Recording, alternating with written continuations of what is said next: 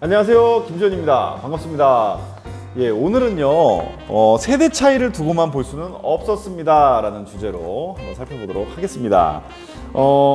최근에 밀레니얼 세대, Z세대 이러한 세대들이 조직에 많이 이제 조인을 하면서요 인적자원 관리 측면에서도 큰 변화를 요구받고 있습니다.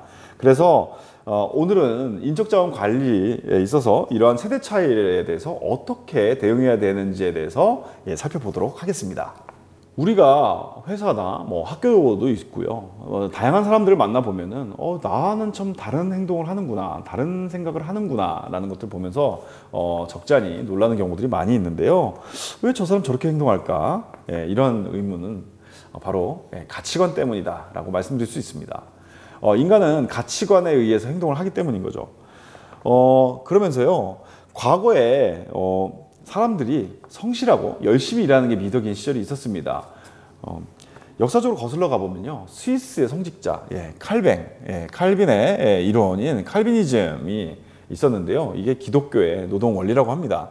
인간의 소명은 열심히 일을 해서 인간이 사는 이 사회를 풍요롭게 만드는 게 소명이다, 인간에게 주어진 소명이다 라는 주장이었는데요. 이게 바로 자본주의가 발전하는 원동력이었다 라고 주장하는 분들이 많이 계십니다. 해외에서 있었던 것처럼 우리나라에서도 비슷한 일들이 있었는데요. 1970년대에 이르러서 이런 일들이 많이 벌어졌습니다. 한국전쟁 이후에 황폐화된 국토에서 진짜 먹고 사는 거는 아주 어려운 일이었겠죠. 그래서요 모두가 잘 살아보자라는 그런 의식도 있었고, 또 정부 주도의 경제성장 활성화 정책이 함께하면서 고도의 성장, 경제성장을 하게 됩니다. 그리고 앞서 강의에서도 좀 말씀드렸었는데 세계대전 이후에 보면은 먹고 사는 게 어렵고 그러다 보니까 개인보다는 조직에 더 우선시되는 그런 경향들이 있었는데요. 우리나라도 비슷했습니다.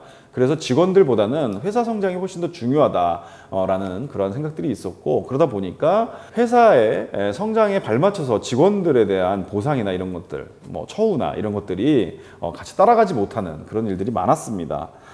그래서 이러한 분배에 대한 노력이 미흡하다 보니까 1980년대부터는요 노동운동이 활성화되게 됩니다. 그러면서 또 1990년대에는 또 경제가 크게 성장을 하고, 그러면서 대한민국의 국가 경쟁력도 높아지고요. 그러면서 사람들이 노동에 대한 가치관도 크게 바뀌게 됩니다. 세대 차이는요 이렇게 자라온 환경이 다르기 때문에 나타나게 됩니다. 모두가 가난하고 굶주리던 환경에서 자란 세대에서는, 그런 기존 세대들은 한 푼이라도 더 벌자라는 그런 생각 때문에 초과 근무도 얼마든지 다 받아들였고요. 또 당시에는 개인보다는 조직이 더 우선시됐기 때문에 회사나 조직을 위해서 나 또는 누군가 희생되는 것을 당연하게 생각했던 시절도 있었습니다. 또 그뿐인가요? 일사불란하게 일하는 게 중요했던 시기이기 때문에 또 과거의 농경사회, 또 유교문화의 영향을 또 받아서 무조건적인 상명하복 문화도 굉장히 지배적이었습니다. 모두가 획일화된 기준에 따라서 일을 하는 거, 또 행동하는 것들이 당연했던 시절이 있었죠. 그러다가 이후에 경제력이 발전을 하면서 사람들의 가치관이 많이 바뀌게 됩니다. 그래서 새로운 세대들은 권위주의에 대해서 혐오하게 되고요. 또 개인의 개성을 존중해달라는 그러한 또 요구들을 많이 하게 됩니다. 가치관에 큰 변화가 생긴 것이죠. 이러한 가치관의 큰 변화는 인적자원 관리에 있어서도 큰 변화를 만들게 됩니다. 인력 확보 측면에서도 큰 변화가 일어나는데요. 예전에 생각해 보면 기업들이 대규모로 공채를 하고, 심지어는 어떠한 직무로 채용을 할지도 결정하지 않은 상태로 일단 채용한 후에 직무를 결정하는 것들이 관행이었습니다. 그러나 지금은 어떠합니까?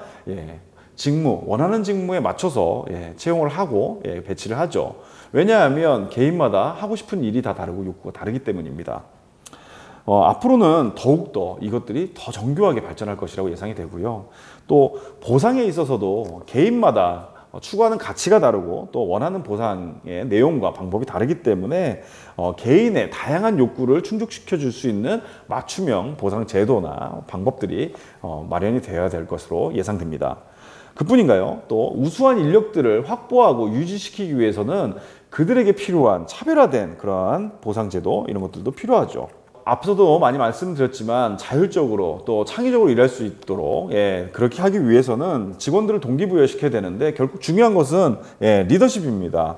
그래서 전혀 다른 환경에 자란 세대들하고 일하기 위해서 리더들이 굉장히 어렵다, 리더십을 발휘하기 어렵다라는 고민들을 많이 이야기들 하는데요. 그래서 리더십에 대한 교육 훈련도 많이들 하고 있습니다. 또 마지막으로요, 인력에 대한 방출도 굉장히 중요합니다. 우수한 인재가 직장을 떠나지 않도록 관리하는 것도 굉장히 중요하고, 또 밀레니얼들이나 Z세대 같은 경우에는 자라면서 IMF라든지 금융위기가 오면서 직장을 잃는 모습들을 많이 보았기 때문에 또 안정성을 추구하는 그런 측면이 있었습니다. 앞서 강의에서도 말씀드렸지만 심리적 안정감을 주는 것들이 기업의 경쟁력 확보에 굉장히 중요하다는 말씀드렸는데요. 그런 차원에서 바라보시면 좋을 것 같습니다. 네, 이러한 세대 차이, 인적자원 관리에 있어서 굉장히 많은 이슈들을 던져주고 있습니다.